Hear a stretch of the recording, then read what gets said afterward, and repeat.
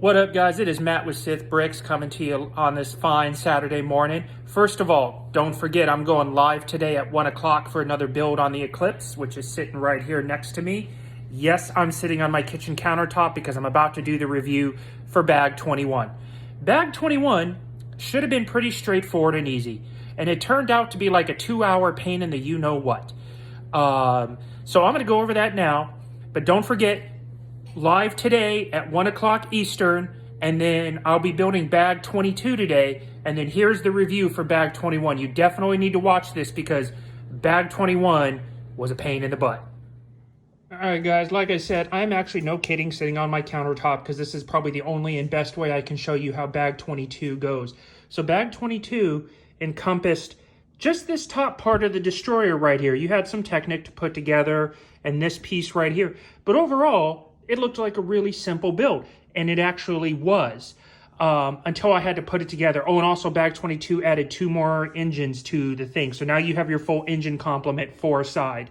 But Bag 22 became a nightmare when it was assembly time. So I'm going to put a picture up right here, and it's going to show you that when you put this together, so these tabs are already sticking out. So you actually have to take like 3 pieces off to get these out of the way, so you can mount it. Because if you leave these sticking out and you mount this piece, and you'll see it, you'll notice it pushes, especially this one, in. And so it makes it hard to smush this together and pinch it together because this one is in the way with this. So I actually had to take this part off to get it done. Now I'm going to flip over. It goes the same for this side with the barracks area. You're going to need to take off like the top piece, and again, there's going to be a picture right here I'm going to show you where you need to take it off in order to get these out of the way, so then you can then in turn pinch them into place. That was a real pain in the you-know-what. But once I got these 2 pieces off, I was able to seat this properly and then get all of the Technic pieces pushed in. Now, the next part that was a lot harder than it needed to be is right underneath here. Now again, I'm going to have a picture right here. You need to take off this black piece here and some pieces underneath, and then peel off these 2 thick bricks right here to access. There's these 2 on the outside, and then there's 2 more on the inside of this. Well, when you're trying to push the push rods, because it has the, I think it's like 8mm push rods or centimeter push rods, because the 2 in here are free floating, they don't line up properly with this one, and it's almost impossible to get your push rods through each direction just by winging it. So you're going to build it, but you're going to take this off, and then take these 2 bricks off to be able to push the push rods together. And then the last part of Bag 21 was this right here. So you can see we put some plating down the side, and it's the same on the other side.